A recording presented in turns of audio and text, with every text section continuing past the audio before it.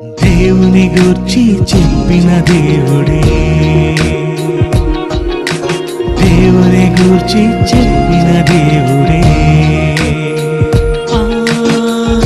తన కొరకు ఆనాడు చెప్పాడు యేసే గదా, తన కొరకు ప్రతిరోజు చెప్పాలి నీవే గదా.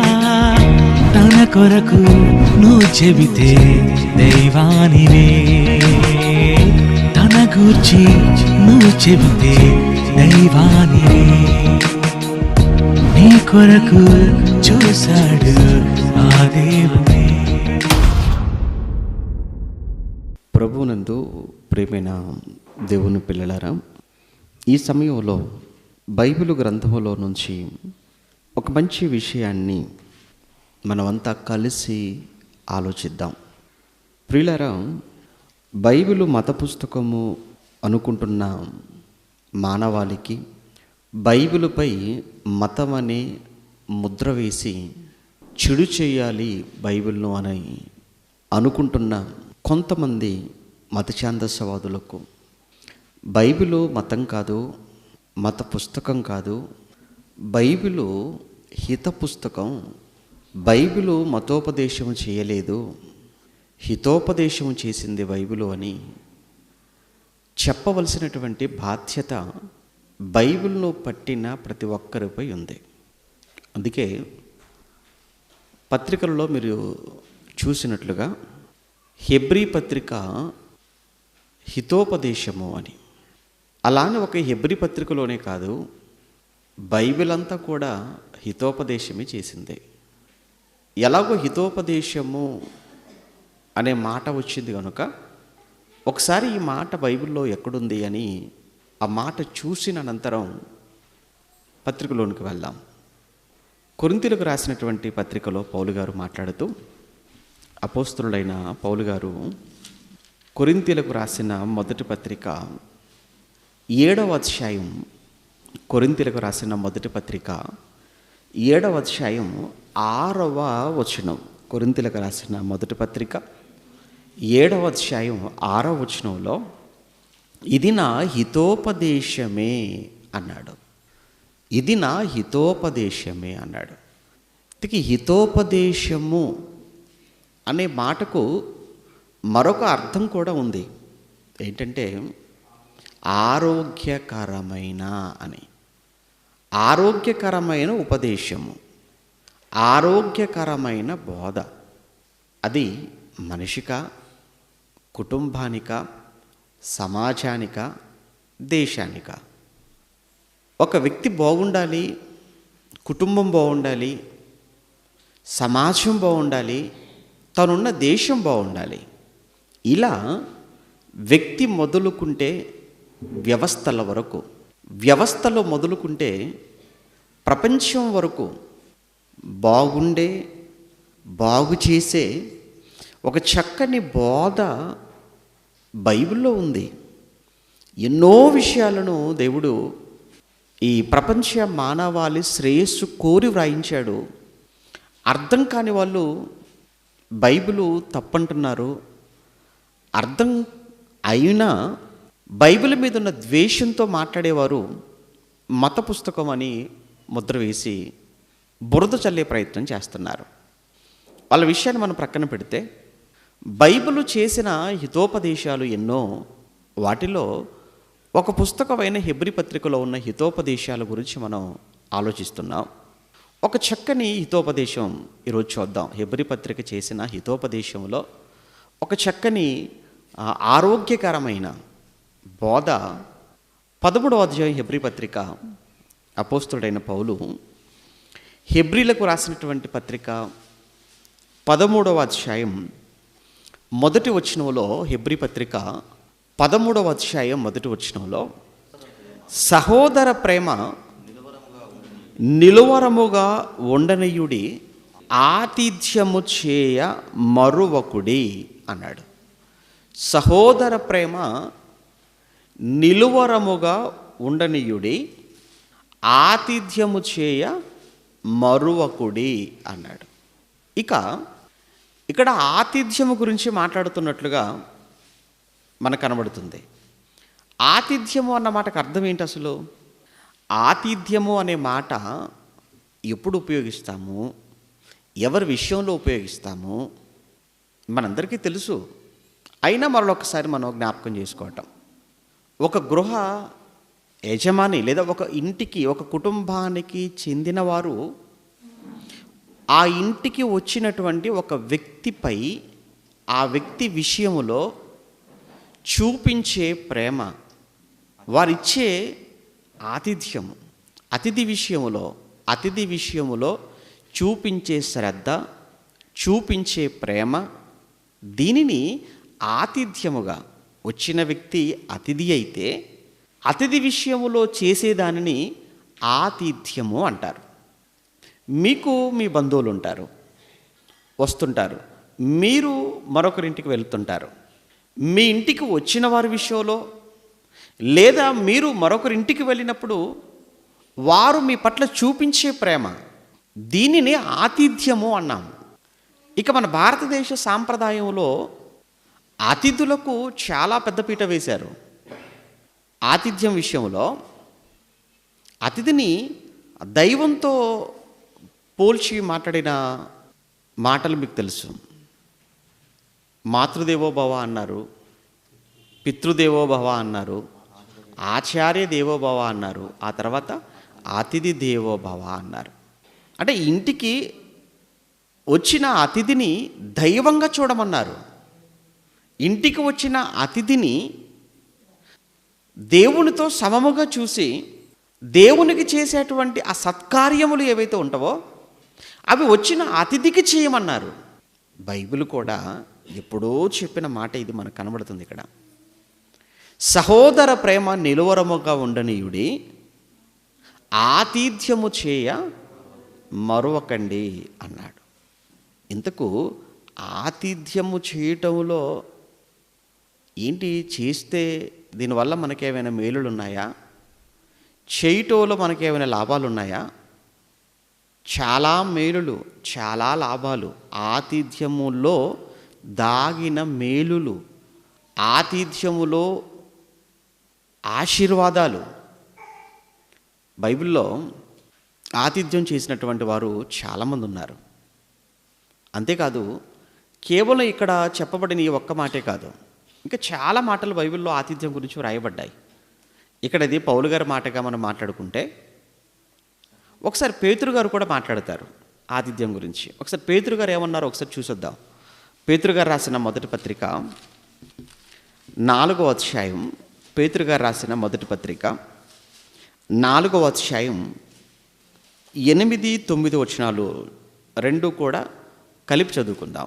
8, 9 వచనాలలో, ప్రేమ అనేకమైన పాపములను కప్పును కనుక అన్నిటికంటే ముఖ్యముగా ఒకని ఎడల ఒకడు మిక్కుటమైన ప్రేమ గలవారై ఉండుడి,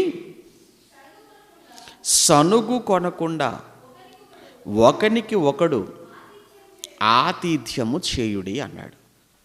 మిక్కుటమైన ప్రేమ గలవారై ఉండండి అన్నాడు. అదే మాట పౌలు గారు కూడా అన్నారు కదా, సహోదర ప్రేమ నిలువరముగా ఉండనియండి అన్నాడు. వెంటనే మరలా ఆయన సనుగు కొనకుండా ఒకనికి ఒకడు ఆతిథ్యము చేయుడి అన్నాడు. అంటే ఆతిథ్యములో ఉండకూడనిది ఏమిటి అంటే సనుగు ఉండకూడదు.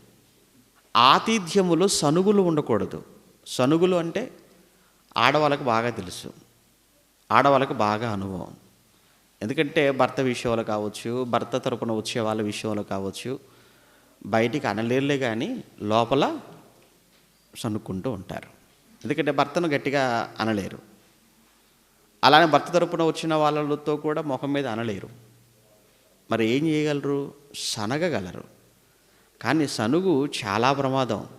ఎంత ప్రమాదం అంటే చంపే అంత ప్రమాదం నిన్ను. పాత నిబంధనలో ఇశ్రాయేలీలు మాటిమాటికి సనిగేవారట, తెలుసు కదా. పాత నిబంధన చరిత్రలో, ఇశ్రాయేలీల ప్రయాణపు చరిత్రలో ఇశ్రాయేలీలు పదే పదే సనిగి సనిగి సనిగి సనిగి సనిగి ఆఖరికి ఏమయ్యారు అని అంటే చంపబడ్డారు. ఇంతకీ ఎవరి మీద సనిగారు అంటే దేవుడి మీద, లేదా ఎవరి మీద సనిగారు అంటే మోషే మీద సనిగారు, అహరోను మీద సనిగారు. విషయం ఏంటంటే ఎవరి మీదనైతే సనిగారో వాళ్ళు బాగానే ఉన్నారు, సనిగిన వాళ్ళు మాత్రం ఏమయ్యారు? చచ్చారు. ఇప్పుడు ఈ మాట మీకు ఎందుకు చెప్తున్నాను అని అంటే, మీరు సనగకండి. ఎందుకంటే సనిగితే మీరే చస్తారు. త్వరగా చావాలనుకుంటే సనగండి, త్వరగా వెళ్ళిపోవాలనుకుంటే వద్దు. అందుకే ఇదంతా తెలిసిన పౌలు గారు కొరింథీ పత్రిక రాస్తూ చెప్తాడు కదా, మీరును వారి వలె సనగకుడి అంటాడు. మొదటి పత్రిక 10వ అధ్యాయంలో మీరును వారి వలె సనగకుడి, సనిగి వారు సంహారకుని చేత నశించిరి అంటాడు. సనిగి సంహారకుని చేత చంపబడిరి, కనుక సనగొద్దు. ఇక ఏ విషయంలో ఇక్కడ ప్రత్యేకించి మాట్లాడుతున్నాడు ఇక్కడ పేతురు గారు అంటే, ఆతిథ్యం విషయంలో. వచ్చారండి, ఇంటికి వచ్చారు అతిథి. నీళ్ళు ఇచ్చేటప్పుడు, టీ ఇచ్చేటప్పుడు, టిఫిన్ పెట్టేటప్పుడు, భోజనం వడ్డించేటప్పుడు సనగాల? లేదు. అతిథి అంటే పర్మనెంట్ ఉండడానికి వచ్చినవాడు కాదు కదా. ఏమండి, మహా అయితే ఒక పూట లేదా ఒక రోజు, ఒక 2 రోజులు, ఆ తర్వాత వెళ్ళిపోతారు కదా. మరి ఇంటికి వచ్చినటువంటి ఆ ఒక పూటకో 2 రోజులకో 3 రోజులకో ఆతిథ్యము ఎలా చేయాలి? ఆనందంగా చేయాలి, సంతోషంతో చెయ్యి. ఇలా ఆనందము సంతోషం కాకుండా విచారముతో సనుగుతో నువ్వు చేసేటువంటి ఆ ఆతిథ్యము అది ఆతిథ్యంగా అది అనిపించుకోదు. అది అందుకే పేతురు గారు మాట్లాడుతూ, మీరు సనుగు కొనకుండా ఒకనికి ఒకడు ఆతిథ్యము చేయుడి అన్నాడు. ఇంకొక మాటగా దీని గురించి పౌలు గారు తిమోతికి కూడా పత్రిక రాస్తూ ఒక మంచి మాట అంటాడు. పౌలు గారు తిమోతికి రాసిన మొదటి పత్రికలో 5వ అధ్యాయం 10వ వచనంలో, సత్క్రియలకు పేరు పొందిన విధవరాలు అంటే సంఘంలో భర్త చనిపోయాడు, ఒక విధవరాలుగా ఉంది, పిల్లలున్నారు. అటువంటప్పుడు ఇప్పుడు పిల్లలు ఉన్నటువంటి ఆ విధవరాలు గురించి మాట్లాడుతూ ఆమె ఏం చేయాలి చెప్తున్నాడు. ఆవిడ పరదేశులకు ఆతిథ్యమిచ్చి పరిశుద్ధుల పాదములు కడిగి శ్రమపడుతున్న దేవుని పనిలో శ్రమపడుతున్న వారికి సహాయము చేసి, ఇక్కడ పరదేశులకు ఆతిథ్యం ఇచ్చి అన్నాడు. ఇందుకు ఎవరు పరదేశులు? అందరూ పరదేశులే. భూమి మీద మనము పరదేశులమును యాత్రికులమునై ఉన్నాము అన్నాడు పేతురు గారు. అందరూ పరదేశులే. అబ్రహాము, ఇస్సాకు, యాకోబుల గురించి కూడా పౌలు గారు హెబ్రీ పత్రికలో మాట్లాడినప్పుడు ఏమన్నాడు? వారట భూమి మీద పరదేశులమును యాత్రికులమై ఉన్నామని ఒప్పుకొని అంటాడు. అబ్రహాము గారు ఒప్పుకున్నారట ఏమని? నేను పరదేశిని అని ఒప్పుకున్నాడు. అబ్రహామే కాదు, అబ్రహాము, ఇస్సాకు, యాకోబులు కూడా ఏమని ఒప్పుకున్నారట? వారు మాత్రమే కాదు, ఆ 11వ అధ్యాయం అంతా విశ్వాస వీరుల గురించి మాట్లాడుతుంటాడు. అంటే విశ్వాస వీరులందరూ తాము అని ప్రారంభిస్తాడు. అందుకే అంటే విశ్వాస వీరులందరూ ఏమని ఒప్పుకున్నారు? మేము భూమి మీద పరదేశులం. అంటే విశ్వాస వీరులందరూ భూమి మీద పరదేశులం అని ఒప్పుకుంటే, నువ్వు నేను మనం ఇక్కడ స్వదేశులం అని మనం ఎలా అనగలం చెప్పండి? మాది ఈ దేశం అని మనం ఎలా చెప్పగలం? మన ముందున్నటువంటి భక్తులంతా వారు బ్రతికిన కాలం అంతా ఈ భూమి మీద పరదేశులుగా బ్రతికితే, మనము కూడా ఈ భూమి మీద పరదేశులమే తప్ప ఇక్కడ వారము మనము కాదు. కనుక ఎవరు పరదేశులు అంటే మనం అందరము పరదేశులమే. ఇప్పుడు పరదేశులకు ఏం చేయమన్నాడు? ఏమంటే తిమోతి గారితో పౌలు గారు చెప్తూ ఆతిథ్యం ఇచ్చి అన్నాడు. ఎలా ఇవ్వాలి ఆతిథ్యం? సనుగుతూ కాదు, సనుగుతూ ఇవ్వకూడదు. పేతురు గారు ఊరుకోరు సనుగుతే. పేతురు గారు కాదు, దేవుడే ఊరుకోరు సనుగుతే. మరి ఎలా ఇవ్వండి? ఎలా ఇవ్వాలి? ఎలా ఇవ్వాలో పౌలు గారు మళ్ళీ రోమ సంఘానికి రాస్తూ చెప్తాడు. ఎలా ఇవ్వాలో పౌలు గారు రోమ సంఘానికి రాస్తూ రోమపత్రిక 12వ అధ్యాయం, రోమపత్రిక 12వ అధ్యాయం 13వ వచనంలో, రోమపత్రిక 12వ అధ్యాయం 13వ వచనంలో, పరిశుద్ధుల అవసరములో పాలు పొందుచు, పరిశుద్ధుల అవసరములలో పాలు పొందుచు అన్నాడు. ఏమండి, సంఘంలో మీరు అంతా ఒక సంఘంలో సభ్యులుగా ఉన్నారు, ఒక సంఘంలో మీరంతా సహవాసులుగా ఉన్నారు, ఓకే, పరిశుద్ధులుగా. అటువంటప్పుడు మన సంఘంలో ఉన్న వాళ్ళంతా ఎవరు అని అంటే వాళ్ళందరూ కూడా మన కుటుంబీకులు. ఎందుకంటే సంఘము అనేది క్రీస్తుకు శరీరం. మనమంతా కూడా క్రీస్తు శరీరములోని అవయవాలము కదా మనమంతా కూడా.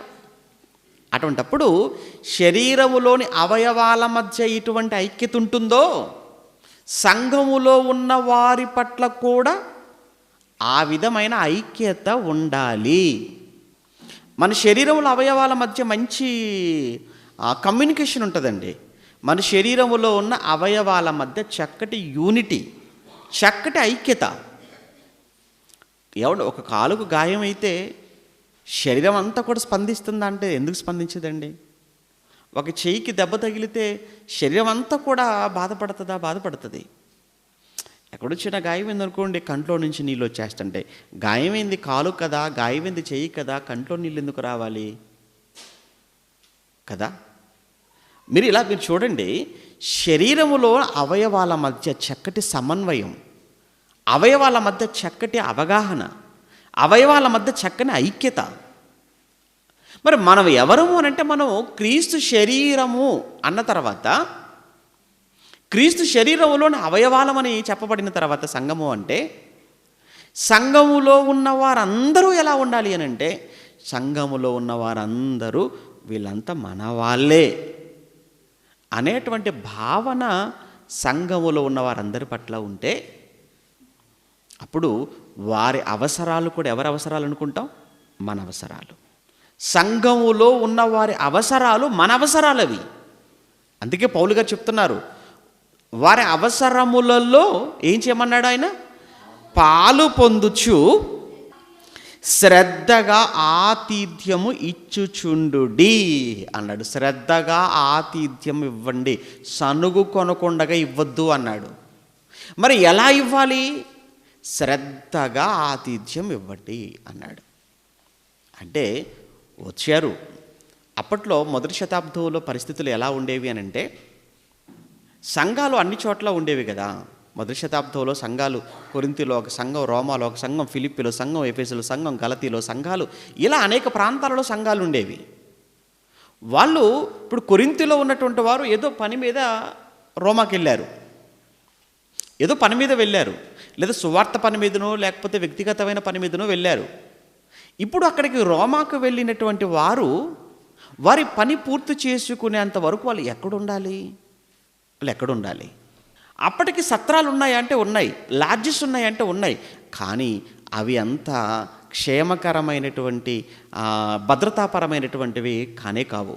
ఎందుకంటే లాడ్జీల్లో జరిగేటువంటి కొన్ని అసాంఘికమైనటువంటి కార్యక్రమాలు, అపవిత్రమైన కార్యక్రమాలు. కనుక ఇప్పుడు ఆ పని మీద రోమాకు వెళ్ళిన వారు, కొరింథీలో ఉన్నవారు రోమాకు వెళ్ళారు పని మీద. కానీ అక్కడికి వెళ్ళగానే ఇక్కడ ఎవరైనా పరిశుద్ధులు ఉన్నారా? ఎవరైనా క్రైస్తవులు ఉన్నారా? ఉన్నారు. వెళ్ళగానే వాళ్ళని రిసీవ్ చేసుకునే విధానం, వారిని ఆహ్వానించే విధానం, వారిని ఇంట్లో పెట్టుకునే తీరు, వారి పట్ల చూపించే ప్రేమ, వారికి ఇచ్చే ఆతిథ్యం, అదేంటంటే ఇదిగో ఇక్కడ పౌలు గారు చెప్పినట్టుగా రోమా సంఘానికి, వారికి మీరు శ్రద్ధగా ఆతిథ్యము ఇవ్వండి అన్నాడు. కనుక ఆతిథ్యము అనేది దేవుని సేవలో ఇది ఒక భాగం, మర్చిపోకూడదు. ఆతిథ్యం అనేది దేవుని సేవలో, దేవుని పనిలో ఇది కూడా ఒక పార్ట్. ఇది కూడా ప్రకటింపలేకపోవచ్చు, ప్రకటింపలేకపోవచ్చు, లేదా సహాయం చేయలేకపోవచ్చు.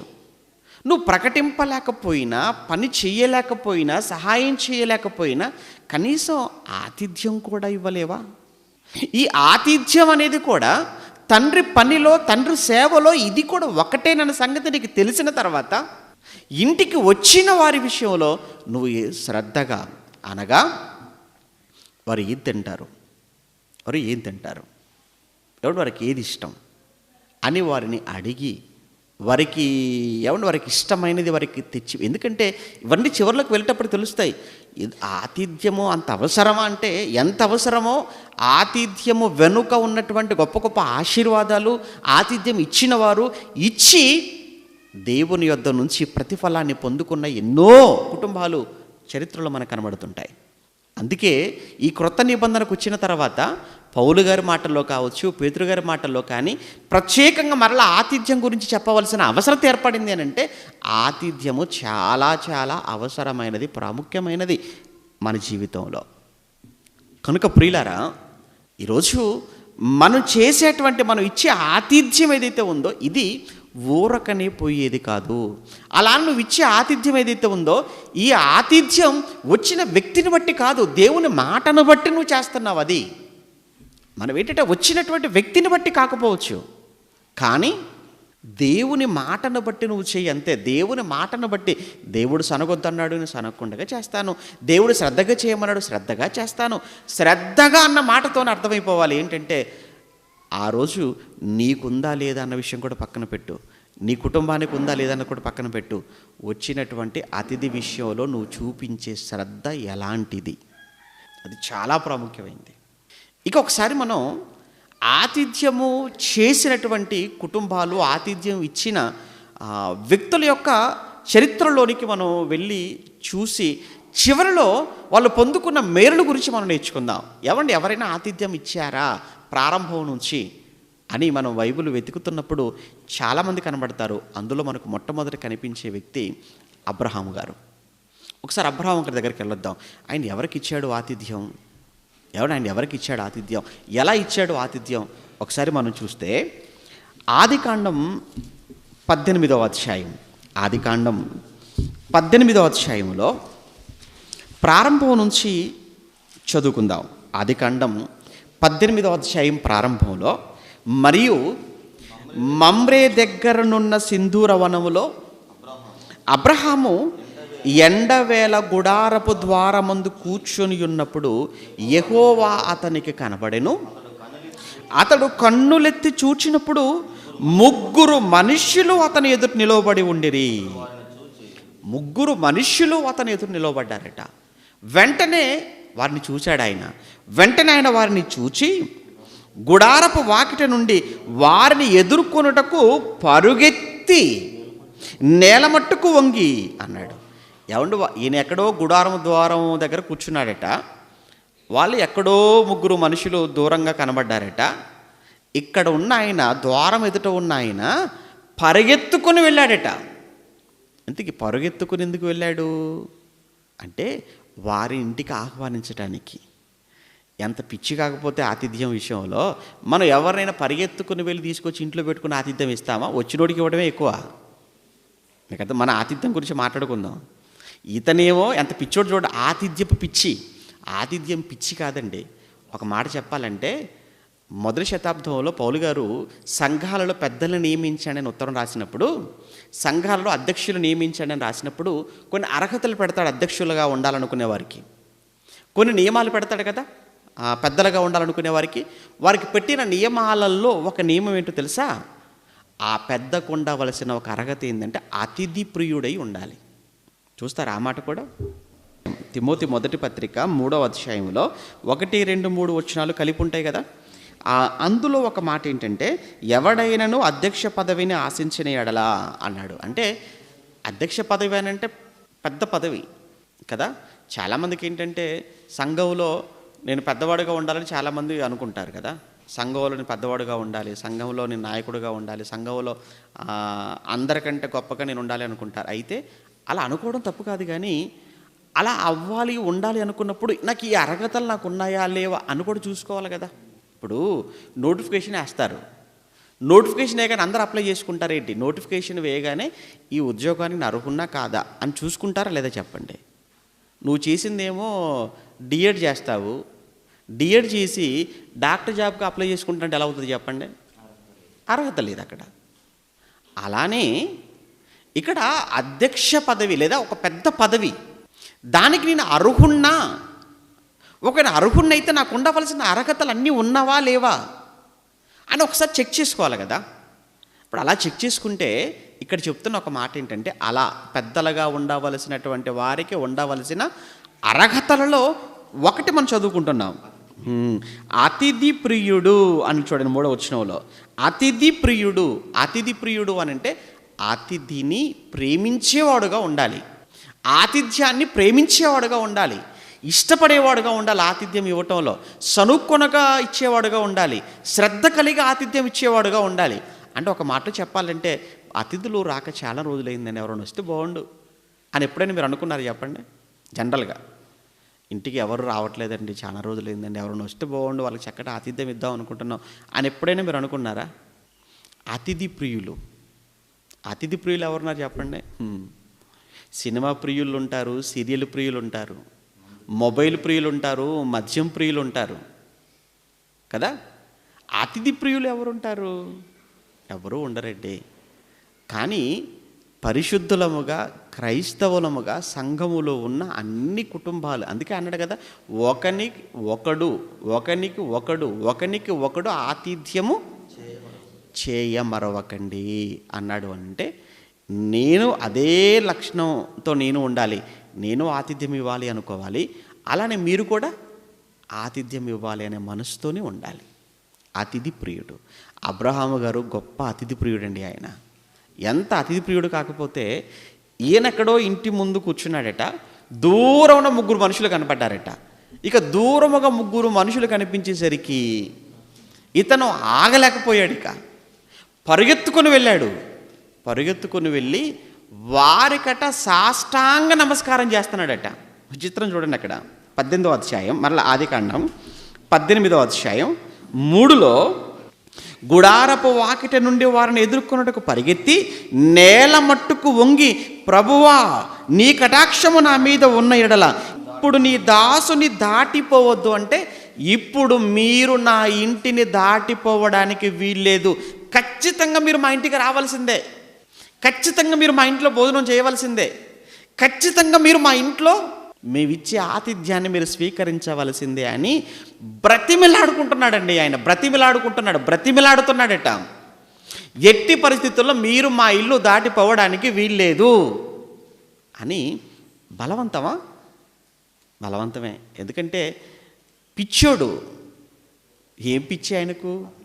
అతిథి పిచ్చండి. ఏమండి 3 కోసం మొత్తానికైతేనండి, సరే ఇక వాళ్ళకి అర్థమైపోయింది ఈ మనిషి మనల్ని వదిలిపెట్టేట్టుగా లేడు కదా అని చెప్పి అతనితో పాటు వచ్చేసారండి. అబ్రహాము గారితో పాటు గుడారం ఇంటిలోనికి వచ్చేసారు. వాళ్ళు అక్కడ ఆయన కూర్చోబెట్టాడు. పరుగున ఇక గుడారం లోపలికి వెళ్ళాడు. అమ్మాయి శారా అని పిలిచాడు. ఏంటండి, ఇదిగో 3 మనుషులు వచ్చారు, అర్జెంటుగా నువ్వు ఏం చేయాలంటే గుడారంలోకి వెళ్ళి నువ్వు త్వరపడి 3 మానికల మెత్తని పిండి. విషయం ఏంటి చెప్పమంటారా? అప్పటికి శారా వృద్ధురాలు, అబ్రహాము వృద్ధుడే. ఈయనకి దగ్గరగా 100, ఆమెకు 90. ఆ వయసులోనండి ఎక్కడ ఆతిథ్యం చెప్పండి? ఆ వయసులో ఆవిడ 3 మానికల పిండి అట ఏం చేయాలట? 3 మానికల మెత్తని పిండి తెచ్చి పిసికి రొట్టెలు చెయ్యి అన్నాడు. 3 మానికల మెత్తని పిండి. ఏమండి, పిండిని నీళ్లు పోసి దాని మామూలుగా ఇంట్లో మన 4 మనుషులు ఉంటే 4 మనుషులకు మనం చేసుకునేటువంటి చపాతీ కోసం ఎంత కష్టపడతారు, ఎంత ముందు నుంచి ప్రిపరేషన్ అంటే దానికోసం. అటువంటిది 3 మానికల పిండి అంటే ముసలావిడండి. అప్పటికి ఆవిడ 90 సంవత్సరాలు. 90 సంవత్సరాల వయసులో నీకు ఒక మానడి పిండి చేస్తావేంటి? 3 మానికల పిండి నువ్వు పిసకాలి ఇప్పుడు అనగానే మాట్లాడలేదండి ఆవిడ కూడా. ఎందుకంటే ఆవిడ కూడా పిచ్చింది అనమాట. అయితే ఏ పిచ్చి? ఆతిథ్యం. ఏమండి, ఆతిథ్యం ఇచ్చేటువంటి పిచ్చండి. శారమ్మ కూడా చాలా మంచిదండి. అందుకే కదా శారమ్మ కోసం మళ్ళా క్రొత్త నిబంధనలో పేతురు గారు మాట్లాడినప్పుడు ఆవిడ ఎప్పుడు కూడా అబ్రహాము గారిని యజమానుడా అని పిలుచుచు అతనికి లోబడి ఉండెను అని చదువుకుంటాం అక్కడ మనం పేతురు మొదటి పత్రికలో. అంటే యజమాని చెప్పింది తూచా తప్పక పాటించింది. ఇతనికి అతిథి ప్రియమే. అలానే ఆవిడ కూడా ఆతిథ్యం ఇవ్వటంలో చాలా ఇష్టం అండి. మాట్లాడలేదు. ఇగో నువ్వు పిండి పిసుకుతూ ఉండు, నేనేం చేస్తాను అని అంటే, అర్జెంటుగా నేను మన పశువుల మందలోనికి వెళ్ళిపోతాను, వెళ్ళిపోయి లేతని ఒక దూడను తీసుకొచ్చేసి అది పనివాడికి అప్పగించేశాడు. వాడు దాన్ని త్వరగా సిద్ధపరిచేశాడు. తర్వాత అతడు అబ్రహాము వెన్నను పాలను తాను సిద్ధము చేయించిన దూడను తెచ్చి వారి ఎదుట పెట్టి వారి భోజనము చేయించుండగా వారి యొద్ద ఆ చెట్టు క్రింద నిలుచుండెను. ఆహా, మంచి రొట్టెలు చేసి వెన్నె పాలు తీసుకొని వచ్చి ఆ లేత దూడను వధించి మొత్తం చక్కగా ఫ్రై చేయించినట్టుంది, కర్రీ చేసేసాడు. మొత్తం ఆ ముగ్గురు మనుషులను కూర్చోబెట్టి వడ్డించుకుంటూ వాళ్ళు తింటుంటే వెనకాల చక్కగా నిలబడి చాలా ఆనందపడుతున్నాడండి. ఎవరు? అబ్రహాం. ఆనందం. వారు తింటుంటే ఆయన కడుపు నిండిపోయినట్టుగా, వారు తింటుంటే తను తింటూ, ఎందుకంటే అతిథి ప్రియుడు. ఇప్పుడు మనం ఎవరి కోసం అయితేనంటే ప్రియంగా చేసి పెడతాము, ఇంటికి వచ్చిన అతిథుల కోసం చక్కగా మనం అన్ని చేసి పెట్టిన తర్వాత అన్నీ వాళ్ళు తింటుంటే ఎంత ఆనందంగా ఉంటుందండి. లేదంటే కుళ్ళుకుంటారు లోపల, ఏంటి ఏది వదిలిపెట్టట్లేదు ఏంటి అనుకుంటారేంటి, అలా అనుకుంటారండి. తినకపోతే ఫీల్ అవుతారు, అయ్యో ఇంత కష్టపడ్డాను, ఇంత ప్రయాసపడ్డాను, ఉదయం నుంచి మధ్యాహ్నం వరకు వచ్చి అంతవరకు వంటగదిలోనికి వెళ్ళి ఏమండి ఏ ఉన్న ఐటమ్స్ అన్నీ చేసి పెడితే ఏది కూడా తినకుండా వెళ్ళిపోయి. అప్పుడప్పుడండి మేము వెళ్ళినప్పుడు మీటింగ్స్కి వెళ్ళినప్పుడు చాలా భయపడుతూ బాధపడుతూ తింటుంటామండి. ఎందుకంటే పాపం అన్నీ చేసి పెట్టారు, ఏ ఒక్కటి తినకపోయినా ఫీల్ అయిపోతారు. వాళ్ళు ఫీల్ అవుతారని మాకు ఇబ్బందిగా ఉన్న కొన్ని సందర్భాలు తినక తప్పదు. అందుకే ఈ మధ్యకాలంలో ఏంటంటే ముందుగానే అడుగుతుంటారు అని ఏం తింటారు అంతే, 1, 2, 3 అంతకంటే ఎక్కువ మీరు కష్టపడవద్దు, మమ్మల్ని కష్టపెట్టవద్దు. మొత్తానికి చేసి పెట్టేశారండి ముగ్గురు కోసం 3 మానికల పిండి. మరి వాళ్ళు ఎంతవరకు తిన్నారు? మొత్తానికైతే ఏంటంటే అన్నీ కొంచెం కొంచెంగానైనా టేస్ట్ చేయాలి, అప్పుడు పోనీలే అనుకుంటారు. మొత్తానికి ఇక్కడ అబ్రహాము గారు శారా గారు ఇరువురు కలిసి వచ్చినటువంటి ముగ్గురు మనుషులకు చక్కగా ఏమన్నా భోజనం పెట్టి వారికి చక్కటి ఆతిథ్యం ఇచ్చారు. అంటే మన తండ్రి అబ్రహాము గారు విశ్వాసులకు తండ్రి కదా, అబ్రహాము కుమారులం కదా మనం. కనుక మన తండ్రి అయిన అబ్రహాము ఆయన అతిథి ప్రియుడు. మరి మన తండ్రి అతిథి ప్రియుడైనప్పుడు విశ్వాసమును బట్టి మన తండ్రిగా చెప్పుకుంటున్నామే, మరి ఆయన పిల్లలంగా మనలో కూడా ఆ లక్షణం ఉండాలా? మనము కూడా అతిథి ప్రియులముగా ఉండాలి, అతిథి ప్రియులుగా ఉండాలి. రైట్. నెక్స్ట్ 19వ అధ్యాయానికి వచ్చామనుకోండి. 19వ అధ్యాయం ప్రక్కనే ఉన్న అధ్యాయం చూద్దాం. ప్రక్కనే ఉన్న 19వ అధ్యాయంలో ప్రారంభంలో ఆ సాయంకాలం ముందు ఆ ఇద్దరు దేవదూతలు సొదొమ చేరినప్పటికీ లోతు ఇక్కడ లోతు కనబడుతున్నాడు. లోతు సొదొమ గవని యొద్ద కూర్చుని ఉండెను. లోతు వారిని చూచి వారిని ఎదుర్కొనుటకు లేచి సాష్టాంగ నమస్కారము చేసి, నా ప్రభువులారా. ఇతను కూడా పిచ్చింది ఏమండి, ఇతను కూడా అతిథిలా పిచ్చిందండి. ఇతను కూడా అతిథి ప్రియుడు. ఎవరు? లోతు గారు. ఎంతైనా కొడుకు అవుతాడు కదండి అబ్రహాం గారికి, తన తమ్ముడు కొడుకు కదా, సహోదరుని కొడుకు కదా. ఇతను కూడా అతిథి ప్రియుడే. ఇతను కూడా లేచి సాష్టాంగ నమస్కారం చేసి, నా ప్రభువులారా దయచేసి మీ దాసుని ఇంటికి వచ్చి రాత్రి వెళ్ళబుచ్చి కాళ్ళు కడుగుకొనుడి. మీరు పెందల కడన లేచి మీ త్రోవను వెళ్ళవచ్చు. ప్లీజ్ మీరు ఏమనుకోవద్దు, సాయంత్రం అయిపోతుంది కదా, మీరు ఎట్టి పరిస్థితుల్లో ఈ సమయంలో మీరు బయలుదేరటం, మీరు వెళ్ళటం అంత మంచిది కాదు. ఈ రాత్రికి మీరు వచ్చి మా ఇంట్లో కాళ్ళు కడుక్కోండి, చక్కగా మేము ఇచ్చే ఆతిథ్యాన్ని తీసుకొని ఇక మీ ఇష్టం, తెల్లవారుజామున మీరు ఎప్పుడు లేచి వెళ్ళిపోతారో వెళ్ళిపోండి. కానీ మీ దాసుడు పెట్టుకున్న ఈ మనవిని మాత్రం దయచేసి కాదనకండి. ఎట్టి పరిస్థితుల్లోనైనా మీరు ఈరోజు రాత్రి మా ఇంట్లో మీరు ఉండవలసిందే, మా ఆతిథ్యాన్ని మీరు స్వీకరించవలసిందే అని ఇక్కడ లోతు గారు కూడా వారిని వారిని ఒక మాటలో చెప్పాలి అని అంటే, తర్వాత మీరు చూడండి 3వ వచనంలో, ఆయనను అతడు మిక్కిలి బలవంతము చేసినప్పుడు. అబ్బో, ఇతను మరీ మామూలు బలవంతం కాదట, మిక్కిలి బలవంతము అంటే మీరు వస్తారా లేదా అని నాకు తెలిసి వాళ్ళ చేతులు పట్టుకొని వాళ్ళ కాళ్ళు పట్టుకొని బ్రతిమలాడి ఉండొచ్చండి. అంతే కదండి. బలవంతము అంటేనే చాలా కష్టం, మిక్కిలి బలవంతం అంటే. ఇప్పుడు క్రొత్త నిబంధనలో హెబ్రీ పత్రికలో మనం చదువుకున్న మాట ఏంటంటే, పౌలు గారు సహోదర ప్రేమ నిలువరముగా ఉండనీయుడి, ఆతిథ్యము చేయ మరువకుడి అన్నాడు. అంటే ఇక్కడ అబ్రహాము గారు ఆతిథ్యం చూడండి, లోతు గారు ఆతిథ్యం చూడండి. ఇక ఇలా మనం దాటుకుంటూ వెళ్ళిపోతే ఇశ్రాయేలీయుల కాలం వచ్చేటప్పటికి ఎలీషా ప్రవక్తగా ఉన్న సమయంలో ఎలీషా గారు కాలంలో కూడా ఒక ఫ్యామిలీ ఉంది. అందులో ప్రత్యేకించి ఒక స్త్రీ అండి. ఆవిడ గురించి వ్రాయబడిన మాట ఏంటంటే, గనురాలైన షూనేమియురాలు అని చెప్పబడుతుంది. ఒకసారి ఆవిడ దగ్గరికి వెళ్దామా, ఆవిడ ఏం చేసిందో. ఏమంటే ఎక్కడ రాజుల రెండవ గ్రంథం, రాజుల రెండవ గ్రంథం, రాజుల రెండవ గ్రంథం 4వ అధ్యాయం, రాజుల రెండవ గ్రంథం 4వ అధ్యాయంలో 8వ వచనంలో, ఒక దినమందు ఎలీషా షూనేము పట్టణమునకు పోగా అచ్చట గనురాలైన ఒక స్త్రీ భోజనమునకు రమ్మని అతన్ని బలవంతము చేసెను అని రాయబడిందండి. అబ్బో, ఈవిడ కూడా అతిథి ప్రియురాలే, ఈవిడ కూడా బాగా. ఏమంటే ఎలీషా గారు వెళ్ళారట షూనేము పట్టణానికి. మరి ఎలీషా గారు చెప్పిన మాటలు విన్నదో తెలియదు, చేసిన అద్భుతాలు చూసిందో తెలియదు. మొత్తానికి ఎలీషా గారిని దైవజనుడు వచ్చాడు. దైవజనుడు అండి ఎలీషా, దైవజనుడు. ఎలీసేపుడు సేవకుడు ఎలీషా గారు. ఎలీషా ఒక ప్రవక్త, ఆయన ఒక దీర్ఘదర్శి. ఒక దైవజనుడుగా షూనేము పట్టణానికి వచ్చినటువంటి ఎలీషా విషయంలో ఆ పట్టణంలో ఉన్నటువంటి షూనేమియురాలైనటువంటి ఆవిడ ఎలీషా గారి దగ్గరికి వెళ్ళి, అయ్యా మీరు తప్పనిసరిగా మా ఇంటికి రావాలంటే, లేదమ్మా నాకు వీలు పడదు అన్నాడు. లేదయ్యా మీరు తప్పనిసరిగా మా ఇంట్లో అడుగు పెట్టాలంటే, లేదమ్మా కుదరదమ్మా అన్నాడు. లేదు మీరు వస్తారా రారా అంటే, లేదమ్మా నేను మరోసారి వస్తాలే అని ఉండొచ్చు. కానీ ఇన్ని మాటలన్నా ఆవిడ వదిలిపెట్టలేదండి. ఈవిడ వదిలిపెట్టలేదు, బలవంతము చేసిందట. అయ్యా మీరు రావాల్సిందే, మీరు రావాల్సిందే, మీరు రావాల్సిందే అని బలవంతం చేసేటప్పటికీ అప్పుడు ఏమంటే ఎలీషా గారు వెళ్ళారండి వాళ్ళ ఇంటికి. అలా ఆ మొట్టమొదటిసారిగా వెళ్ళినటువంటి ఆ సమయంలో ఆవిడ ఇచ్చిన ఆతిథ్యము, ఆవిడ చూపించిన ప్రేమకు ఎలీషా గారు కూడా చాలా ఆశ్చర్యపోయారు. అంతేకాదు ఆ ప్రాంతానికి వెళ్ళినప్పుడల్లా, ఆ పరిసర ప్రాంతాలకు వెళ్ళినప్పుడల్లా ఏమండి ఎలీషా గారు ఆవిడింటికి వెళుతూ ఉండేవాడు. అప్పుడు ఆవిడ తన భర్తతో మాట్లాడుతుంది. ఏమని మాట్లాడిందో తెలుసా? ఏమండి దైవజనుడైన ఎలీషా గారు ఈ ప్రాంతానికి వచ్చినప్పుడల్లా మన ఇంటికి వస్తున్నాడు కదా, ఇతని కొరకు మనం ప్రత్యేకంగా పైన ఒక రూమ్ మనం ఏర్పాటు చేస్తే ఎంత బాగుంటుంది.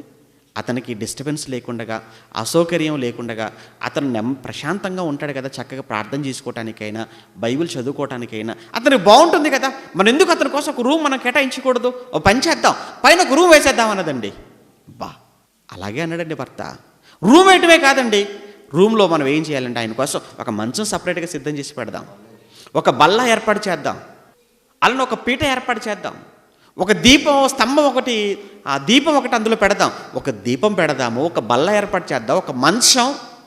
ఇవన్నీ ఆ దైవజనుడు ఎప్పుడు వచ్చినా ఈ ప్రాంతానికి అతని కొరకంటూ ప్రత్యేకంగా ఒక విడిది గదిని మనం ఏర్పాటు చేసి పెట్టగలిగితే ఎంత బాగుంటుంది అని ఆలోచించి వెంటనే ఇవన్నీ కూడా చకచక అన్ని ఏర్పాట్లు చేసి పెట్టేసిందండి. ఆహా, ఈవిడను చూస్తుంటేనండి ఎంత ఆశ్చర్యం వేస్తుందంటే, నిజంగా ఎంత ఆశ్చర్యం వేసిందండి ఈ సందర్భం చదివినప్పుడు. ఏంటి నిజంగా ఎంత పిచ్చి ఉంటుందో ఆతిథ్యం, ఏమండి ఇచ్చే వాళ్ళు ఇంతగా ఉంటారా అంటే మనల్ని మనం ఆలోచించుకోవాలండి. ఎందుకంటే ఈ పాఠం చెప్పడం వల్ల ఉద్దేశం ఏంటంటే, మనం ఎక్కడున్నాం, మనం ఏ స్థాయిలో ఉన్నాం, మనం ఏ స్థితిలో ఉన్నాం, మనం మన సహోదరుల పట్ల చూపించే ప్రేమ, ఇచ్చే ఆతిథ్యం, అసలు ఎక్కడున్నా మనం ఆతిథ్యం ఇవ్వటంలో అనేది సంఘములో ఉన్న మనం అంతా కూడా ఆలోచించుకోవలసినటువంటి ఒక సందర్భం. అందుకే ఈ విషయాన్ని మీకు తీసుకొచ్చాను మీ ముందుకు. ఎంత బాగా చేసిందండి ఆతిథ్యం, సూపర్ అండి. ఎవరు? షూనేమియురాలు. ఇక క్రొత్త నిబంధనకు వచ్చామనుకోండి, క్రొత్త నిబంధనలో కూడా చాలామంది ఉంటారు. అందులో మనం చెప్పుకోదగినటువంటి వారు, మీ అందరికీ బాగా తెలిసినటువంటి వారిలో మరియా, మార్తా, లాజర్ ఫ్యామిలీ అండి. వారు ఎక్కడ ఉంటారో తెలుసా? వారు బేతనియా అనేటువంటి గ్రామంలో ఉంటారు. నిజంగా యేసుక్రీస్తుల వారు యెరూషలేము ప్రాంతాలకు వచ్చినప్పుడు ఆయన ఎక్కువగా వెళ్ళింది, ఆయన ఎక్కువగా బస చేసింది ఎక్కడ అంటే లాజర్, బేతనియలో ఉన్నటువంటి ఈ మరియా మార్తల ఇంట్లో. వాళ్ళు కూడానండి. ఇంకో విషయం చెప్పమంటారా?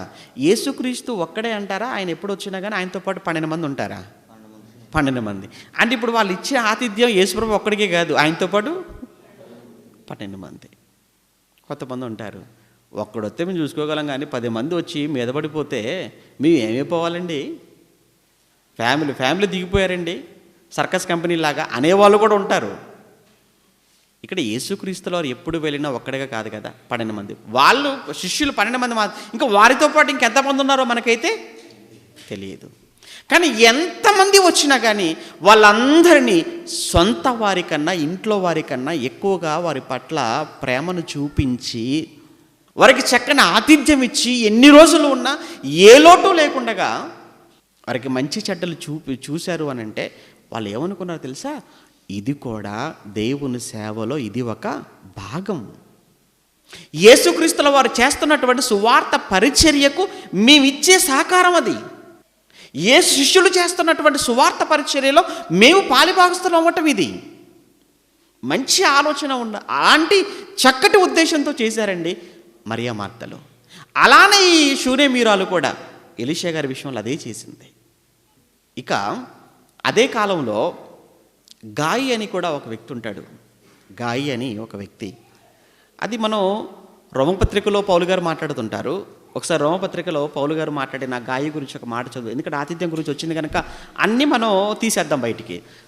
ఏమన్నా గాయి గురించి మాట్లాడుతూ ఒకసారి ఆ సందర్భాన్ని చూస్తే రోమపత్రిక 16వ అధ్యాయం, రోమపత్రిక 16వ అధ్యాయం 23వ వచనం, రోమపత్రిక 16వ అధ్యాయం 23వ వచనంలో నాకును చెప్తున్నాడండి. రోమా సంఘానికి, ఇటలీలో ఉన్నటువంటి రోమాలో ఉన్న సంఘానికి పత్రికను రాస్తూ, ఇక్కడ ఇతను కొరింథీలో ఉంటాడు ఆ సమయానికి పౌలు గారు, రాస్తూ చెప్తున్నాడు ఏమని?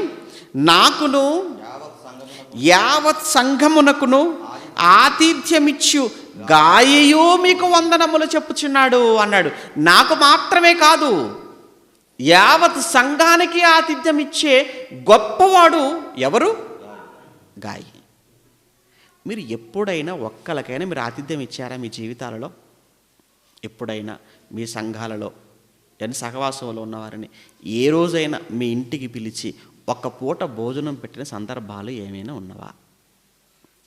మీరు ఆలోచించుకోండి.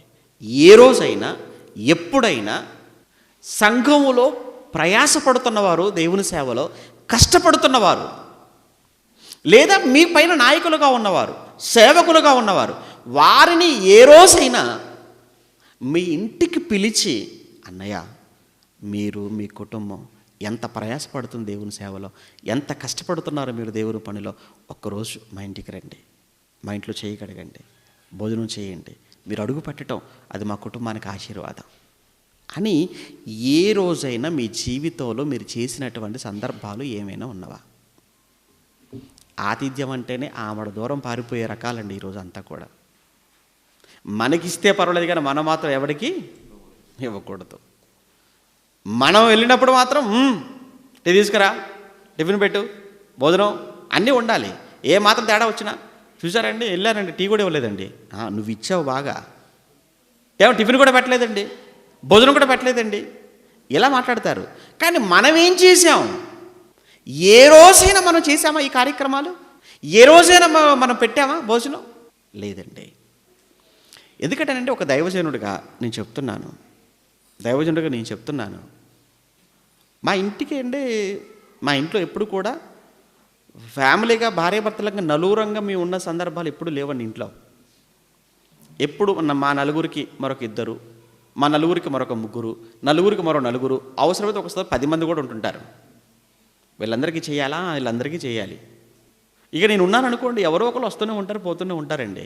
ఇలా వచ్చిన వాళ్ళందరికీ నీళ్ళు ఇవ్వాలి, వచ్చిన వాళ్ళందరికీ టీ ఇవ్వాలి, వచ్చిన వాళ్ళంతా భోజనం టైంకి వచ్చినట్టు వాళ్ళకి భోజనం పెట్టాలి. వాళ్ళు వచ్చే సంగతి కూడా మనకు ఫోన్ చేసి ఏమి రారు. వాళ్ళు సడన్గా 4 కోసం వండుకుంటాం, లేదా 5 కోసం వండుకుంటాం, 6 కోసం వండుకుంటాం, వీళ్ళకి తినే టైంకి వస్తారు. ఇప్పుడు ఏం చేయాలి? మేము పస్తులు ఉండేనా వచ్చిన వాడికి పెట్టాలి. లేదంటే బయటికి వెళ్ళాలనుకోండి, అది పెద్ద ప్రచారం. చూసావా, సేవకుడట, దైవజనుడట, ఇంటికి వెళ్ళాం, కనీసం తినే టైంకి వెళ్ళాం, మరలా కనీసం తిన్నవాని అడగలేదు, కనీసం భోజనం కూడా పెట్టలేదు. ఎన్ని ఉంటాయి అనుకుంటారు? ఎన్నో ఉంటాయి. తలపోటు మామూలుగా ఉండదు. మేము ఇది పోటులో ఉన్నాం కానీ దానివల్ల మాకు ప్రాబ్లం లేదండి, మనుషుల పోటీ ఎక్కువ. ఏమండి, చాలా భయంకరం. అలానే ఈ మొహాలు ఎప్పుడు కూడా పిలిచి ఏ రోజు ఒక పూట భోజనం చేయమన్నది లేదు, ఎప్పుడు ఉండదు కూడా. కానీ ఇక్కడ చూస్తుంటేనండి, గాయి గురించి వింటుంటే, గాయి ఏమైనా దైవజనుడు అంటే కాదండి, ఆయన ఒక విశ్వాసిగానే ఉన్నాడు. ఆయన విషయం తెలుసా అండి, ఒక విశ్వాసిగా ఉన్నాడు గాయి అనే వ్యక్తి. కానీ ఇతని కోసం పౌలు గారు మాట్లాడుతూ, ఇతను నాకును, దైవజనుడైన నాకును, సంఘమంతటికి ఆతిథ్యం ఇచ్చినవాడు అన్నాడు. ఈ గాయి గురించేనండి యోహాను గారు కూడా పత్రిక రాస్తారు. ఈ గాయికి యోహాను గారు 3వ పత్రిక రాస్తారు కదా. ఆ 3వ పత్రిక ఇతని పేరు మీద రాస్తున్నప్పుడు ఏమంటాడో ఒకసారి చూస్తారా మీరు ఇతని గురించి? యోహాను గారు 3వ పత్రికలో ఏమన్నా 3వ పత్రిక మొదటి వచనం, పెద్దనైన నేను సత్యమును బట్టి ప్రేమించి ప్రియుడైన గాయునకు శుభమని చెప్పి రాయనది.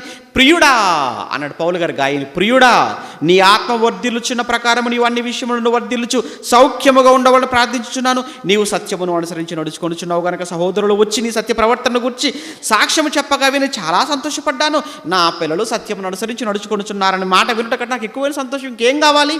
5 ప్రియుడా వారు పరదేశులైనను సహోదరులుగా ఉన్న వారికి నువ్వు చేసినదల్లా విశ్వాసకి తగినట్టుగా నువ్వు చేయుచున్నావు. వారు నీ ప్రేమను గూర్చి సంఘం ఎదుట సాక్ష్యం ఇచ్చిరి. వారంతా ఎవరు? నువ్వు ఇచ్చిన ఆతిథ్యాన్ని పొందుకున్నారే, నువ్విచ్చిన ఆతిథ్యాన్ని పొందుకున్నారు చూసావా? వారు సంఘం ఎదుట చెప్పిన మాట ఏంటంటే, మేమండి గాయి వాళ్ళ ఇంటికి వెళ్ళామండి, గాయి వాళ్ళ ఇంటికి వెళితే గాయి వాళ్ళ ఇంట్లో మేము ఉన్నన్ని రోజులు కూడా వాళ్ళు మా పట్ల చాలా ప్రేమ చూపించారు.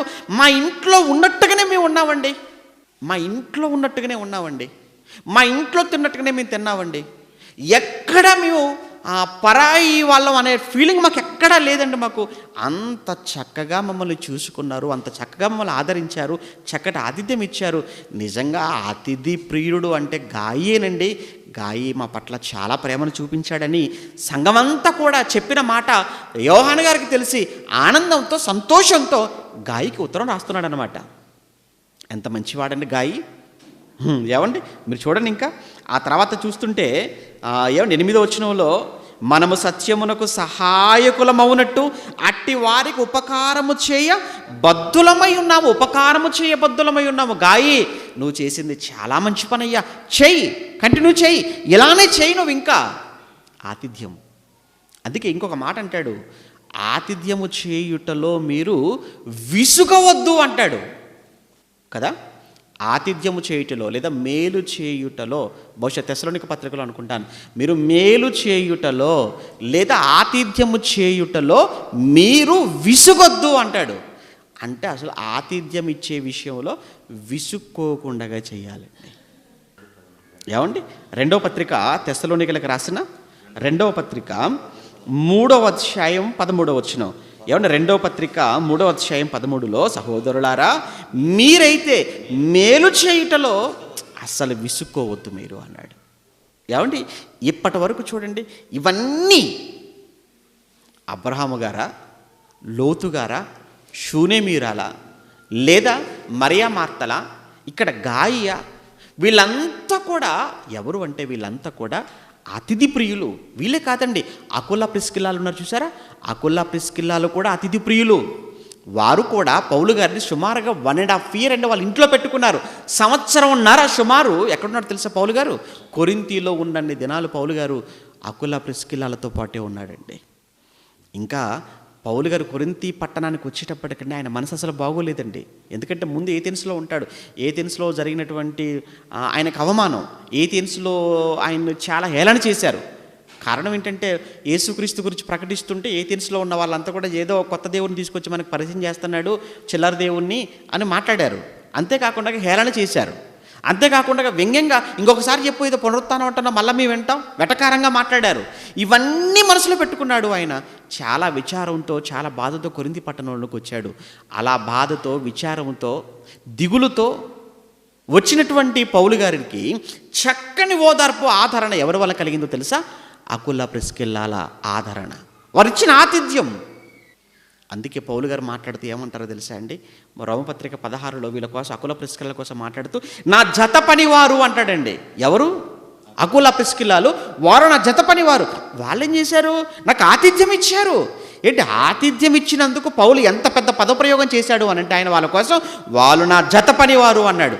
అంటే దేవుని పనిలో ఉన్న వారికి, దేవుని పనిలో సహకరిస్తున్న వారికి మీరు చేసే సహాయం, దానిని బట్టి ఆయన మిమ్మల్ని ఎలా ట్రీట్ చేస్తాడో తెలుసా? దేవుడు ఎలా పరిగణిస్తాడు మిమ్మల్ని కూడా?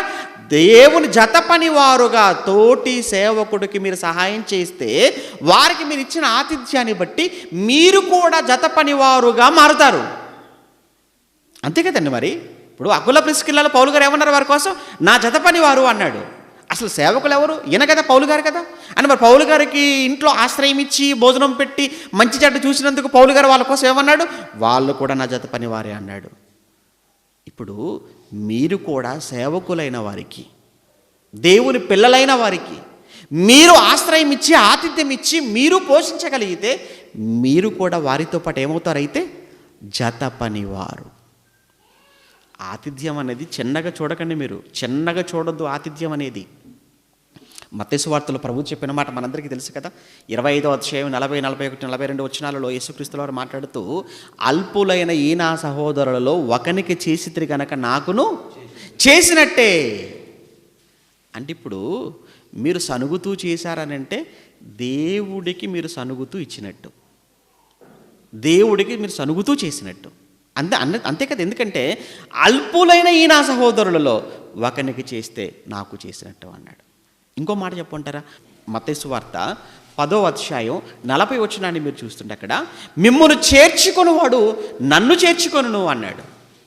నా పేరట వచ్చిన వాడికి దేవుని గిన్నెడు చన్నీళ్ళు ఇస్తేనే ప్రతిఫలం పోగొట్టుకోరు అన్నాడు.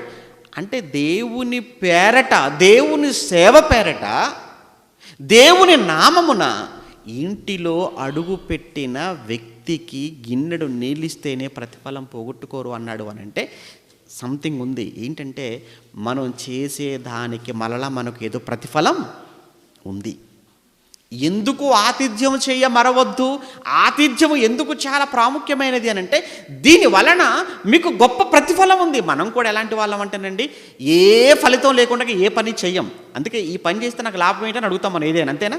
మనకు లాభం లేకుండా మనం ఏదైనా పని చేస్తామంటే ఏ పని చేయమండి. పనికి రారా అంటే ఎంత ఇస్తామని అడుగుతాం, ఇంక పనికి రాకముందే. ఆ పని చేయరా అంటే ఎంత వస్తాయని అడుగుతాం మనం జనరల్గా. అటువంటప్పుడు మరి ఆతిథ్యం ఆతిథ్యం ఆతిథ్యం అంటున్నారండి, గొప్పగా చేయమన్నారండి, అతిథి ప్రియులుగా ఉండమన్నారండి, బాగుంది. ఇంతకీ ఎంతగా మీరు చెప్పినట్టుగా మేము ఆతిథ్యం చేశామే అనుకోండి, మాకు వచ్చే లాభం ఏంటి అని జనరల్గా మీకు ఉంటుంది కదా, డౌట్ ఉంటుంది. దానికి ఆయన సమాధానం చెప్తున్నాడు. ఏంటంటే మీరు నీళ్ళు ఇచ్చినా కానీ మీరు ప్రతిఫలం పోగొట్టుకోరు. నీళ్ళకే ప్రతిఫలం అన్నాడు అని అంటే, ఇక టీ ఇచ్చారనుకోండి బాగుంది, ఇంకా మజ్జిగ ఇచ్చారనుకోండి, ఇంకా భోజనం పెట్టారనుకోండి, ఇంకా బట్టలు, ఇంకా అబ్బో ఇంకెలా చెప్తూ పోతే నీళ్ళకే ప్రతిఫలం అన్నాడు అని అంటే నీళ్ళకు మించి మీరు చేస్తున్నారు, ఇవ్వగలుగుతున్నారు అని అంటే ఎంత ఉండాలి చెప్పండి ప్రతిఫలం మీకు. ఇప్పుడు ఒక్కసారి ఆతిథ్యం ఎంతమంది చేశారు కదా, ఇంతమంది ఆతిథ్యం ఇచ్చినందుకు వారికి ఏమైనా ప్రతిఫలం దక్కిందా అనేటువంటి అనుమానం మీలో ఉంటుంది. అంతే కదా. మరి ఇంతమందికి ఆతిథ్యం ఇచ్చినప్పుడు, ఇంతమంది ఇచ్చారు ఆతిథ్యం, మరి వీళ్ళందరికీ ఏమైనా మేలులు జరిగాయా? వీళ్ళందరికీ ఏమైనా లాభాలు చేకూరయ్యా? వీళ్ళందరికీ ప్రతిఫలం ఏమైనా దక్కిందంటే ఆతిథ్యం ఇచ్చిన వాళ్ళందరికీ ప్రతిఫలం దక్కిందండి. ఎవ్వరికి ప్రతిఫలాన్ని ఇవ్వకుండా దేవుడు ఆపలేదు. ఉదాహరణకు అబ్రహాము గారు ఆతిథ్యం ఇచ్చారు అని చెప్పాను, మనం చదువుకున్నాం 18వ అధ్యాయంలో. మరి అలా ఆతిథ్యం ఇచ్చినందుకు అబ్రహాము గారికి ఏమొచ్చింది ప్రశ్న. అక్కడ వెంటనే ఆతిథ్యాన్ని స్వీకరించిన ఆ ముగ్గురు మనుషులు వెంటనే ఒక వరం ఇచ్చేశారండి వాళ్ళకు. ఇదిగో మీదటకు మరలా ఈ సంవత్సరానికి అబ్రహాము నీ భార్య అయినటువంటి శారా గర్భవతి అవుతుంది, కుమారుని కంటుంది. ఏంటి అప్పటికి ఎంతండి? ఆవిడ వయసు 90, ఈయన వయసు 100. అప్పటికి స్త్రీ ధర్మం నిలిచిపోయింది. సాధ్యమేనా అది? ఆయన ఇక్కడ ఆతిథ్యం ఇచ్చింది ఎవరికి? దూతలకు. కానీ గర్భఫలాన్ని ఇచ్చింది ఎవరు అక్కడ? దేవుడు. ఇటు దూతలకు ఆతిథ్యం ఇస్తే దేవుడు గర్భఫలం ఇవ్వటం ఏంటి, కానుక ఇవ్వటం ఏంటి? ఆలోచించండి. ఇక్కడ ఇచ్చింది దేవుడికి, వాళ్ళు భోజనం పెట్టింది వచ్చింది దేవుడా? కాదు, మనుషులు అని ఉండదు. ఆ మనుషులు ఎవరి పేరు మీద వచ్చారు? దేవుడి పేరు మీద వచ్చారు.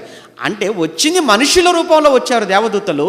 దేవదూతలకు వాళ్ళు భోజనం పెట్టారు, దేవదూతలు భోజనం చేశారు. కానీ వారికి బిడ్డనిచ్చింది మాత్రం ఎవరు? దేవుడు. ఆతిథ్యము పొందుకుందేమో మనుషులైతే, ఆతిథ్యం ఇచ్చిన వారికి కానుకిచ్చిందేమో దేవుడు. ఇప్పుడు లోతు గురించి మాట్లాడుకున్నాం అనుకోండి. లోతు గారు కూడా మిక్కిలి బలవంతం చేశాడని మనం చదువుకున్నాం కదా. అంటే బలవంతంగా ఇచ్చాడు ఆతిథ్యం. మరి లోతు గారికి ఏం జరిగిందని అంటారా? అమ్మో, లోతు గారు భయంకరమైన అగ్ని గంధకాల్లో నుంచి తప్పించబడ్డాడు, రక్షింపబడ్డాడు. ఆ దేవదూతలే కదండి రాత్రి వారి ఇంట్లో ఉండి లోతు భార్యను పిల్లలను అందరినీ కూడా దాటించేశారు కదా సొదొమ. వాళ్ళు ఎప్పుడైతే సొదొమ దాటారో ఆకాశము నుంచి అగ్నిగంధకాలు పడిపోయాయి. అంటే ఆతిథ్యం ఇచ్చారు. ఈలోపు భయంకరమైన అగ్నిగంధకాల నుంచి వాళ్ళు ఏమయ్యారు? రక్షించబడ్డారు. ఇది మేలు కాదా? వాళ్ళకి కలిగిన మేలు కాదా? వాళ్ళకి కలిగిన లాభం కాదు ఇది? శూనేమీరాల గురించా? ఆవిడ కూడా బలవంతంగా ఏమంటే ఎలీషా గారికి ఆతిథ్యం ఇచ్చిందన్నాం. బలవంతంగా ఆతిథ్యం ఇచ్చినటువంటి శూనేమీరాలకు ఏం జరిగిందంటారా? ఏం జరిగిందంటారండి? ఆవిడకు అప్పుడు ఎలీషా గారు చూశారండి. చూసి, ఏమయ్యా గెహజీ, పాప ఈవిడ మన కోసం ఇంత కష్టపడుతుంది కదా, ఇంత ప్రయాసపడుతుంది కదా, మన పట్ల ఇంత ప్రేమ చూపించింది, ఇంత ఆతిథ్యం ఇచ్చింది కదా, ఈవిడికి ఏం కావాలి? ఈవిడికి ఏదో మనం చేయాలి. చూసారా, ఆవిడిచ్చిన ఆతిథ్యాన్ని బట్టి ఆలోచనకు ప్రారంభమైంది ఎలీషాలో. ఏదో చేయాలి, ఇవిడికి ఏదో ఇవ్వాలి. రాజుతో మాట్లాడమంటావా? మంత్రులతో మాట్లాడమంటావా? ఏమైనా రికమెండేషన్ ఏమైనా చేయమంటదేమో అడుగు. ఎందుకంటే రాజులైనాక నేను చెప్తే వినాల్సిందే. ఎలీషా గారు చెప్తే ప్రవక్త ఆయన రాజు చేసిందే ఎలీషా గారు. అంతే కదండి, ఆ కాలం అదే కదా. అంటే అప్పుడు గెహజీ వచ్చి అంటాడు, అయ్యా వీళ్ళకున్న ప్రాబ్లం ఒకటి ఏంటంటే పిల్లలు లేరయ్యా అనగానే ఆమెను పిలిచాడు. అమ్మా, మరలా వచ్చే ఈ ఋతువు, మరలా వచ్చేటువంటి ఈ సంవత్సరం, ఈ సమయానికి నువ్వు కూడా ఒక కుమారుని కంటావన్నాడు. అన్నట్లుగానే కుమారుడు ఇచ్చాడు. ఏమండి, ఏం చేసి పొందుకున్నారండి వీళ్ళంతా? చెప్పండి. వీళ్ళంతా కూడా ఈ ప్రతిఫలాలు ఏం చేసి పొందుకున్నారు? అబ్రహాము కుమారుని పొందుకున్నాడు, ఇక్కడ లోతు రక్షించబడ్డాడు, ఇక్కడ శూనేమీరాలు కుమారుని పొందుకుంది. ఏం చేశారు వీళ్ళంతా అంటే ఆతిథ్యం. మనమేమో ఆతిథ్యం అంటే చిన్నగా అనుకుంటున్నాం మనం, కానీ ఆతిథ్యములు చూసారా ఎంత గొప్ప ఆశీర్వాదాలు. ఇక మరియా మార్తల దగ్గరికి వచ్చామా? మరియా మార్తలు చనిపోయిన తమ తమ్ముడైన లాజరును బ్రతికించుకోలేదు. మరియా మార్తలండి, వాళ్ళ సహోదరుడే కదా లాజరు, చనిపోయాడు కదా. అప్పటికి సమాధిలోకి వెళ్ళి 3 రోజులు అయిపోయింది కదా. యేసుక్రీస్తుల వారు దగ్గరికి వెళ్ళి బ్రతిమలాడుకున్నారు. మరియా మార్తలు, అయ్యా నా సహోదరుడు చనిపోయాడయ్యా, మా సహోదరుడు చనిపోయాడయ్యా. వచ్చాడా ప్రభు? వచ్చాడు. లేపాడా లాజరుని? లేపాడు. ఏమన్నా సజీవంగా వాళ్ళకి ఇచ్చాడా? ఇచ్చేశాడు. ఆతిథ్యం. ప్రియులారా, అకుల ప్రిస్కిల్లాలు జత పనివారుగా గుర్తించబడ్డారు. ఆతిథ్యం ఇచ్చినందుకు. ఈరోజు మనం ఆతిథ్యం ఇస్తే మనం ఇచ్చే ఆతిథ్యానికి ఆయన మనకిచ్చేది ఏంటంటారా?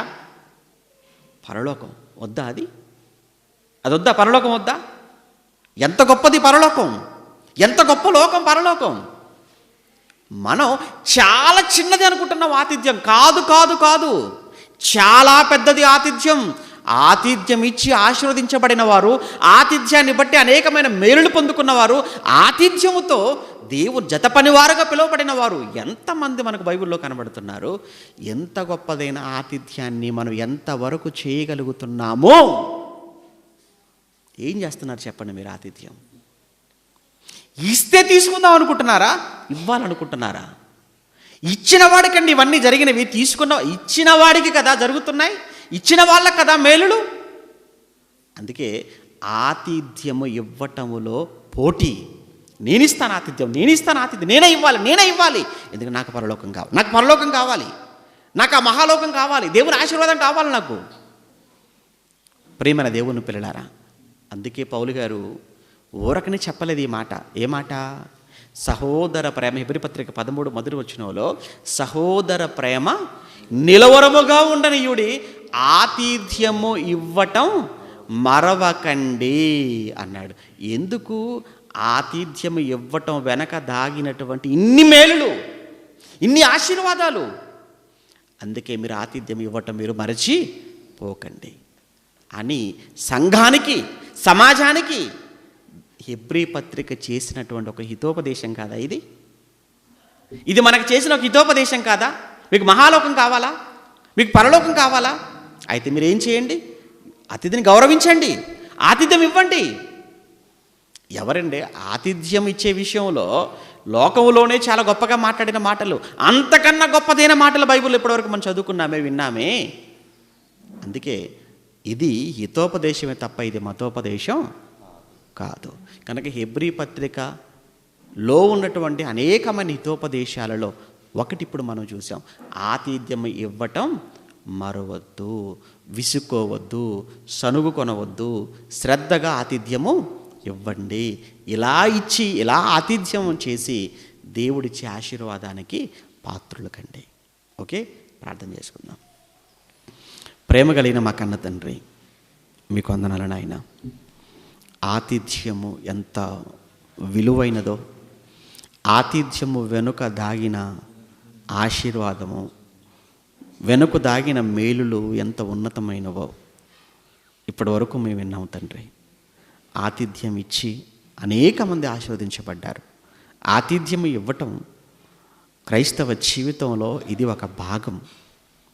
మీరిచ్చిన ఆజ్ఞల్లో ఇది ఒక ఆజ్ఞగా మేము భావించి పాటించి మా జీవితాలను ధన్యం చేసుకోవడానికి సహాయం చేయమని కోరుతూ, తిరిగి సాయంత్రం జరిగేటువంటి సభలో కూడా మాకు తోడుగా ఉండమని క్రీస్తునామని ప్రార్థన అడుగుతున్నాము తండ్రి. ఆమేన్.